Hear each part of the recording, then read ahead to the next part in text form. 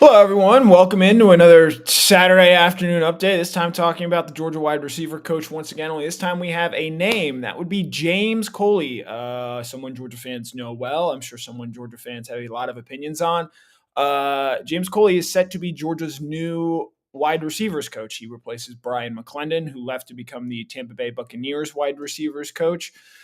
Coley previously worked at Georgia from 2016 through 2019, as I try and get through my words there.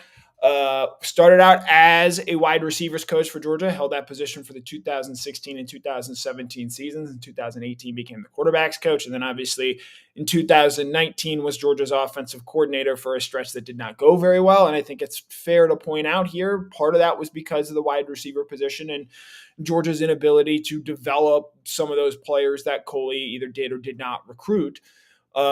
So I think obviously this is a move that, again, I think it's a safe hire, and we'll get into this. We'll obviously take your comments and questions about where things go from here. Also, we have the big news last night. Del McGee officially hired as the head coach at Georgia State. I know a lot of people were very happy for him in terms of him getting that job. Well-deserved, well-earned. I'm sure we'll touch on that here a little bit. But the big news today, obviously, James Coley hired as the wide receivers coach for Georgia. There has been no official statement on it yet, but Matt Zenitz of 247 Sports was the first to report that news. And with Coley, there are things that you know about him. One, he's worked with Kirby Smart before. He knows what it is like. He has worked in the modern college football recruiting environment. He was a key recruiter on some of those early Kirby Smart teams there. I think it's important to note he is one of the best South Florida recruiters in the entire sport. And so that does give Georgia some avenues into that area of the country. Obviously, they were going to continue to do that there. So I think moving forward with what you're looking for in Coley, he's not going to be the offensive coordinator for Georgia. Mike Bobo is still holding that role there. And so it's a guy that I think Kirby Smart has worked with before. We know he's worked with before. He understands the demands that Kirby is going to have. While yes, Kirby has changed things in recent years, it's not going to be a foreign concept to him. And I think with it being so close to the start of spring practice, I think that was key there as well. Coley's a guy that has recruited a lot at the SEC level. Was at Texas A&M from 2020 through 2023 and was set to be the wide receivers coach at South Carolina before taking this job with Georgia. He's not going to need to play catch up so much when it comes to recruiting some of the big name targets for Georgia in this class, specifically at the wide receiver position. You look at guys like Travis Smith out of Westlake High School, CJ Wiley out of Milton is another big name to know there. I think this is a safe hire. I know the other big name that had been mentioned or had emerged for this job was Josh Crawford of Georgia Tech. With Crawford, there is perhaps more upside. He is a younger coach, obviously less established, only 3 years of coaching at the college level, but he has deep ties to the state of Georgia in terms of coaching at the high school ranks with stops at GAC, Lowndes, Valdosta, Lee County, and Colquitt County there as well. But there is also risk in that. And you've seen before, Kirby Smart taking a chance on a young up-and-coming coach. Jamil Adai comes to mind when they brought him over from West Virginia, and he was out of the program after 1 year. I feel like with Coley, again, it is not the home run swing that I think a lot of people would have liked to have seen. But at the same point in time, it's a hire that gets you on base. You know what you're getting in him as a wide receivers coach. He understands the current demands and the work lifestyle at a place like Georgia and what that entails. And there's a familiarity factor. You look at, the coaching hires that Georgia has made for the most part of late. That's a big part of it. Obviously, Mike Bobo and Kirby Smart have long had a relationship. Will Muschamp has as well. Travaris Robinson has had a long relationship with Will Muschamp. Bryan McClendon has had a long relationship with Kirby Smart and Mike Bobo there on the Georgia staff. I think that relationships when it comes to working at Georgia are very important. Coley has worked with Todd Hartley before in their time at Georgia, as Hartley was the tight ends coach for the 2019 season there for Georgia. Obviously they're going to have to go out and find a running backs coach, and we'll touch on the biggest name there to know going forward. But I think with Coley, again, it's a safe hire. It is not perhaps a home run swing, but it's a hire where Georgia hasn't had a lot of stability at that wide receiver position. Coley was there for 2 years. I think Cortez Hankton was there for 4. I'm just trying to do the math in my head. Yeah, 18 through 21. And then you have two more with Bryan McClendon. When you look at, Del McGee was the running backs coach for 8 years. Todd Hartley is entering his fifth season as the tight ends coach for Georgia. Glenn Schumann is going into his ninth year as a coach on the staff. Trey Scott is going into his as an eighth. Stability is something that Kirby Smart very much values. He pointed out last season that all 10 assistant coaches were on the staff the year before. And so in bringing in Coley, it's a guy that is familiar with this Georgia system in terms of the way Kirby Smart wants to run things. Obviously was not here during the championship years, but did help recruit some of the players that got Georgia over the hump there. And I think this is a capable coach. As a position coach, I think this is a good hire. You're not asking him to call plays for you. You're not asking him to be your offensive mastermind in that sort of sense. And so because of the familiarity there, because of the ties to the school already, and the fact that he's recruited a lot in the SEC, there's not a lot of foreign territory to him, especially in this part of the country.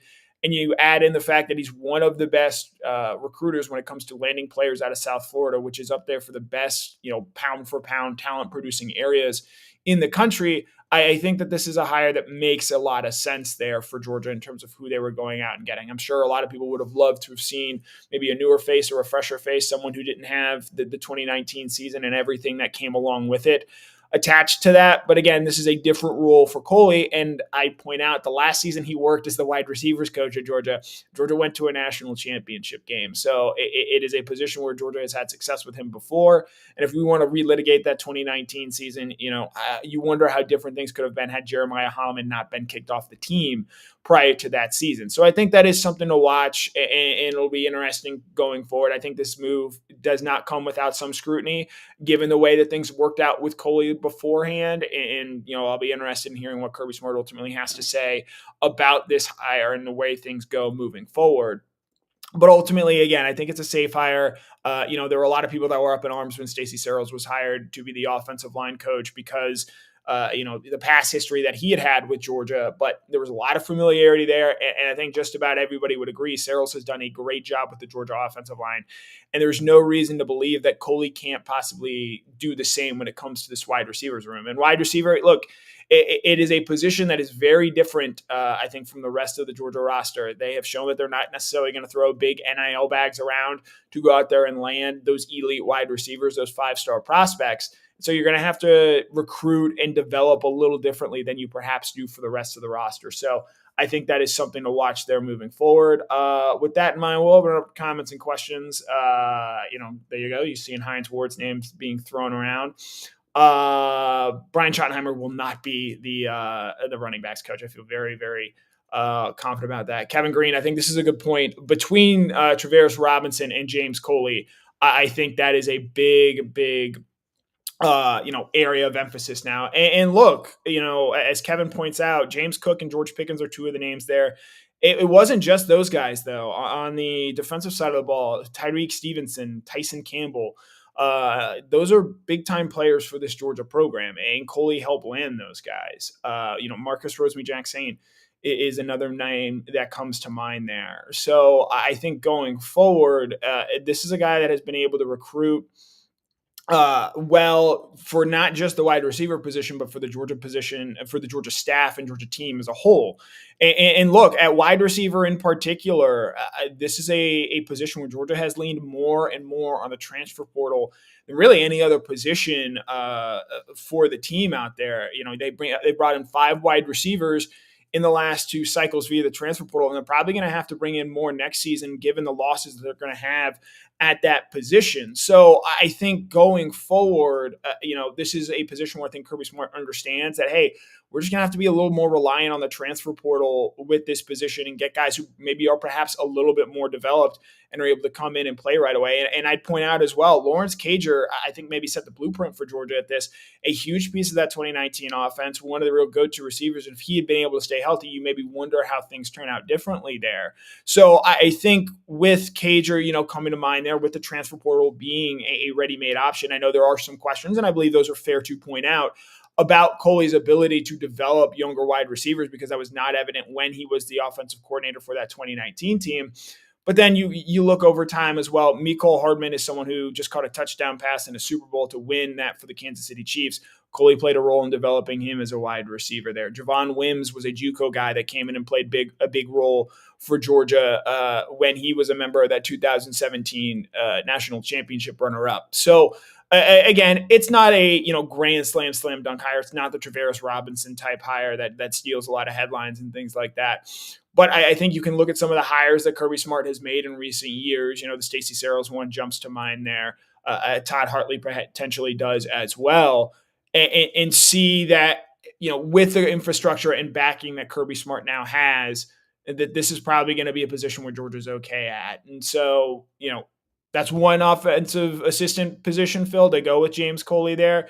Georgia does have another one. Del McGee officially hired as the running backs coach at or not the running backs coach, excuse me. He's now the head coach at Georgia State. Well-deserved for Del McGee, a guy who has more than paid his dues as I'm trying to do too many things here right now. But Del McGee hired at Georgia State, 8 years as Georgia's running back coach. A huge part of this program, obviously recruiting running backs and developing running backs, Sony Michel, Nick Chubb, as we bring in Jeff Sentell here for some added context. Talking a little Del McGee news, obviously. Last night, someone you know very well, McGee now getting a chance to coach his son Austin at Georgia State. Touched a little bit on James Coley here. Jeff, you covered James Coley. You've covered recruiting for a long time. You know perhaps better than almost anyone here the bona fides that he brings at that position. It's not maybe the most popular hire, and I think that's fair to say, but I do think that this is a safe hire. Kirby Smart knows what he is getting, and at the end of the day, with a lot of instability in college football right now, Kirby Smart has shown that if he has a chance to lean on that, I think he's going to take it. I think it's interesting, Connor. I know a lot of people didn't have a problem when James Coley, when he was the wide receivers coach at Georgia, just when he got elevated, quarterback coach, play caller, offensive coordinator, that people got a little squirrely about him. I think here's what this says to me. And the easiest knee-jerk thought is I kind of regard Coley as a top 4 recruiter. And I don't mean top 4 in the country. What I mean by that is top 4, meaning that he is going to get Georgia in the top 4 in about every big prospect in South Florida and Miami-Dade. He is an excellent recruiter. I remember how much Jaden Hazelwood just loved the guy. He didn't eventually choose Georgia, but Georgia got Jaden Hazelwood committed very early, largely due to how well James Coley had identified him and targeted him before he was even the number one receiver in the country. I think the other thing, Connor, and I know your nose for news sniffed this out. Did you see the reports circulating about South Carolina and the buyout? Now, for Georgia, I think the number's $350 or $450 for them to, and they're probably going to pay Coley, what, $850,000, maybe $1 million. That's some change, man. They wanted Coley. And the other big name that I think, and you would acknowledge this as well, that it's sort of been tied or mentioned to that wide receivers coach, Josh Crawford, a guy a lot of people liked, obviously. Yes, there is potentially more upside with Crawford because he is more of an unknown, but it could also go the other way where, and there have been coaches that have come through Georgia that just aren't able to, I think, adapt to the way that Kirby Smart likes to do things. And Kirby knows that Coley's going to be able to handle that. And so in getting a known entity, again, it's not the flashiest hire, it's not the biggest hire, but if you're able to get that in Coley, especially I think at this point in the sort of coaching cycle, again, spring practice starts in 2 weeks. Georgia State actually had to pause their spring practice to make the head coaching hire of Del McGee. I think that all sort of factors into this. I do think as we maybe get further away from this, I'd be interested in learning why Bryan McClendon ultimately chose to leave the University of Georgia, but that is a farther down the road discussion there. Jeff, in touching a little bit on McClendon here, but also going into Del McGee, the other assistant Georgia has to replace, what is Georgia really looking for in terms of replacing McGee? Because it's not just the ability to identify and develop running backs. I think he was probably Georgia's best in-state recruit as well, and that is not going to be an easy position to fill. Yeah, so Columbus gets a lot harder to recruit because Dell basically owned Columbus. Michael Williams is a guy. Kelton Smith is a guy that literally anybody that was coming up out of the Columbus area, Dell was all over. Tyler Clark, you can even go back that far as well. And he just knowed everybody. He knew everybody when they were like in the 7th and 8th grade and they were coming up, and Dell already had put eyes on them. He'd know their moms, or he knew their dad, or they knew their uncle. I think it's interesting with Dell, and I'm so happy for him, so happy for his family. He stays in the state of Georgia, gets to coach his son. That's great. Gets to scratch that itch for the head coaching job, and it becomes another guy off the Kirby Smart staff that, and I think people don't count Beamer because he wasn't directly from Kirby's staff, but I count him because he was a guy that was on Kirby's staff that elevated his profession and kept moving up, and now he's a head coach. And I think here's the interesting part about McGee is I think he's going to go after some Georgia-centric names for that staff. Now, he's not going to take a position coach, but he's going to maybe raid the analyst tree a little bit. Man Ray St. Armour, the guy that was on the road for Stacey Searles when he was battling pneumonia. David Hill, who was integral for Georgia, and a lot of guys like helped with Nate Frazier. He helped with Darnell Washington to Georgia. He's a guy that you potentially could be on that Georgia State staff. I've even heard Brandon Streeter, the analyst, who was a former offensive coordinator, quarterbacks coach at Clemson when Trevor Lawrence was there. So, you might see a real Georgia-centric staff, maybe guys like, that are a couple, 2 or 3 years away from the SEC that were on Georgia staff, maybe even a Prather Hudson, guys like that.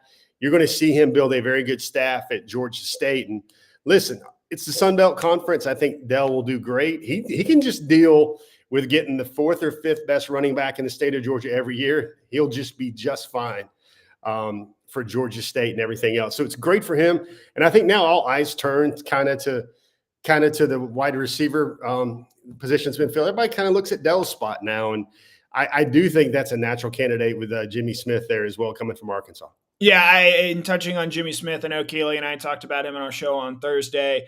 For longtime head coach at Cedar Grove, put multiple Georgia players into the program here, has worked at an SEC level, worked with Sam Pittman there, someone that Kirby Smart knows, in recruiting guys like Notori Johnson, Justin Schaefer, even Jaden Hazelwood there as well. So I think with Smith, it's the most obvious, but look, Georgia, likewise, they're going to do their homework on this and make a hire that helps make this program better. And so I think with, obviously I ran out a list of candidates last night. Smith is obviously the biggest one there, but he's not the only one. And so I'll be interested in seeing how aggressive Georgia chooses to be with this. Del McGee was making $850,000. I believe Frank Wilson at LSU was the only running backs coach in the country making more than him. So, I threw Tashard Choice as a name out there. That's probably the all-time home run swing, but I don't think he's going to leave a place like Texas to come coach at a place like Georgia. Robert Gillespie, someone at Alabama that has recruited this area well, and I believe worked with Stacey Searles beforehand, so there's some familiarity there. But I think Jimmy Smith is the most obvious candidate, in part because of his ties to Georgia, because of his ties to the Atlanta area, and his ability as a recruiter there. And I think that is a big reason as well that Georgia hired James Coley. But with Jimmy Smith, a guy that has worked at the SEC level, knows the state of Georgia well, if that is ultimately who Georgia ends up hiring to replace McGee, who, look, losing a running backs coach for most teams probably isn't the end all be all, but McGee's got 8 years of institutional knowledge in working with Georgia. And when Kirby would step away, McGee would be the guy that kind of ran the program. And so this is not going to, in my opinion, be as easy as a replacement as, say, James Coley stepping in for Bryan McClendon. I expect that to be kind of a seamless transition there. Whoever steps in for Del McGee has massive shoes to fill, and I think that speaks overall to the impact that he has had on this program, not just in recruiting and developing running backs or recruiting players out of the Columbus area, but you saw last night the outpouring on social media of everyone, speaking so fondly of Del and what he meant to this program.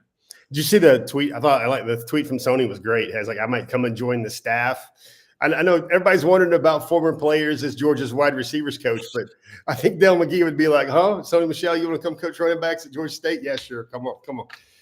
And here's the one thing I don't get. Everybody, you brought up a lot of good points there. So, Connor, one thing that went where my mind went is, there's the portion of the fan base that's like, I trust Kirby. Kirby's got it. If he's good for Kirby, good for Georgia. I mean, Kirby earned the benefit of the doubt way back in 2017, 18, 19, before he even stacked up championships. And they should be great with Coley because I agree with you. It's late in the game. Not a lot of people are going to pull up stakes and move around. So I think he's going to become one of the most excellent recruiters of the staff. But where my mind went when you said, because you're right, when Kirby went somewhere, Kirby wasn't on campus Dell was kind of like running the show. Where maybe you won't call him the vice president of Georgia football or whatever. He kind of got the reins when Kirby was out of the building or out of the off campus. Now, who's that guy now? Do you think is that Hartley? Is that Coach Scott? Is it Schumann? It's got to be one of those guys that's been there for a while. I'd probably lean Hartley, given time spent at Georgia. Tight ends coach, works special teams, does a lot of different things for this Georgia program. It could be Scott as well there. I don't think it would be Schumann, just because I think Kirby kind of understands. He doesn't know how long Glenn Schumann is going to be around for, just given, and you pointed this out as well. Well, yes, Schumann has been at Georgia. I believe this is going to be his 9th season now. He's only 33, 34 years old. And, I think Kirby was 40 when he first got hired as a head coach. So I think guys like Hartley and Scott maybe make more sense to sort of fill, as you put it, the vice president role there for Georgia. It could also be Mike Bobo as well, just given, Bobo's obviously got a lot on his plate as the offensive coordinator and quarterbacks coach, but he does have head coaching experience in his time at Colorado State. And I think that factors into it as well. Yeah, I mean, I can't stress. I mean, everybody's going to talk about – I even tweeted about this, and I wasn't trying to be, clever guy or whatever, but you tell me James Coley doesn't spend 2 or 3 years in Texas and know every high school coach in the state of Texas. He does. So you add that to South Florida, you add that to Miami-Dade. I'm going to tell you, when Coley was popping for Georgia, he was opening doors everywhere because everybody knows Coley. Coley's background is he was a high school coach, a high school teacher. He came up in that area. Bilingual really helps out a lot with Coley, but he's a guy that, I got to get the same feeling when it's kind of like, I'm going to try and connect the dots here. Coley going into a high school, everybody knew him. The trainers knew him. And this was like 3, 4, 5 years ago. And then you've got a guy like Jimmy Smith, I think is the same way we were just talking about. The image I have in my mind is I was actually talking to Jimmy Smith at the GHSA state championships. We'd gone back a ways. I covered a lot of his players at Cedar Grove. And it was amazing how many coaches from the state would come by and they'd dap him up and they'd say, "Hey, Coach Smith, how's things going? I got a player you need to look at, blah, blah, blah, blah." Or then there were former high school coaches that were maybe coaching at a place like Middle Tennessee or maybe like Pittsburgh or, fellow peer coaches that had rose above the ranks. So, Coach Smith would be a great hire for Georgia. I think you mentioned Gillespie as well. I think most snarky Georgia fans, and maybe we put Brandon into that category a little bit. He would take Gillespie maybe just so you can kick it to Alabama again, and then we can 100%. We could get, and then maybe so many more headlines about the downfall of Alabama on DogNation.com as well. But you almost weaken Bama a little bit more with Gillespie. But I really like, a lot of the tea leaves, a lot of the hot lists and candidate search stories or whatever. They've got Jimmy Smith on there for a reason because he's really good. There's a reason I had Jimmy Smith as the first candidate talked about. I think he's obviously the candidate. One thing back to Coley that you brought up and I want to touch on here, we talk so much about South Florida and his time there. I think you're 100% right in bringing up his time at Texas A&M and maybe the benefit there of working that state and working in that state, because you look at, well, yes, much has been written, much has been said about Georgia's ability to recruit wide receivers out of the high school ranks. You look at the wide receivers they have successfully recruited out of the high school ranks in recent years, specifically the last 3, recruiting cycles. A.D. Mitchell, where's he from? Texas. Dylan Bell, where's he from? Texas. Anthony Evans, where's he from? Texas. Georgia clearly has found something with Texas wide receivers. Now, obviously, A.D. Mitchell ends up transferring back to Texas, which I'm sure a lot of people didn't love. But they've made some inroads in Texas in recent years. And I think, and not just, with Coley and the hiring there, but you look at Chidera Uzo-Duribe and his time at SMU and briefly at TCU there, that matters there.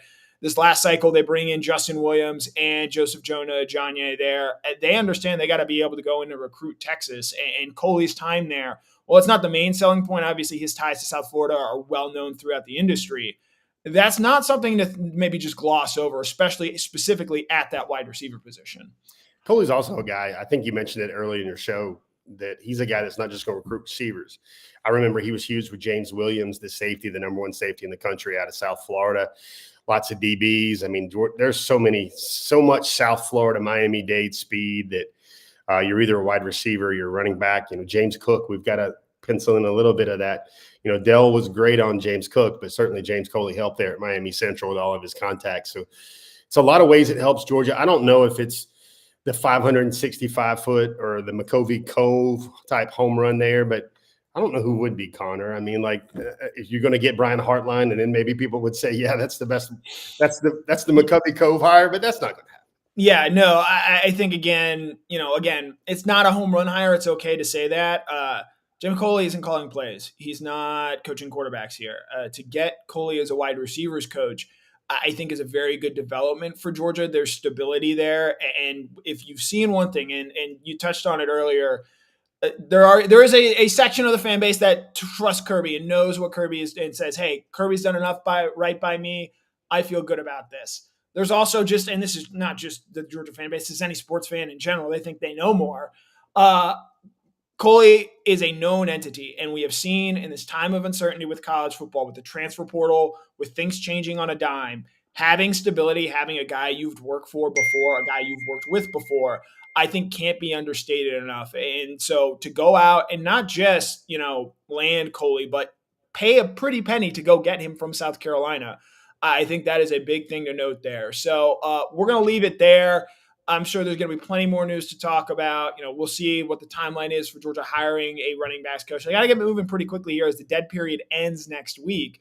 And while, yes, Georgia's on spring break, that first full week in March, rather, they're going to want to have their ducks in a row for when prospects start coming through there. It's an important cycle at both wide receiver, running back, maybe a little bit less so, but there are some obviously big names out there to monitor. And Jeff, I'm sure, is going to have it all covered for you on Wednesday night with Before the Hedges. Had a great show this past week coming out of the Under Armour Combine circuit there. You've got Brandon Adams Monday through Friday. I don't know where he is right now. He's probably in a car somewhere on his way to a baseball game or a dance recital, being the data year that he is. But I'm sure he's going to have a lot on this. Mike Griffith on the beat Monday night. Big week for Mike and Kaylee Mansell. Those guys are both going up to Indianapolis for the NFL Draft Combine, leading our coverage from up there. So we're going to have a ton of stuff for you, both on the team front, the NFL Draft front, and then obviously the recruiting front with Jeff Sintel. But big news today, James Coley hired as the wide receivers coach for Georgia, stepping in for Bryan McClendon. That's Jeff Sintel. My name is Connor Riley. This has been a Dog Nation production.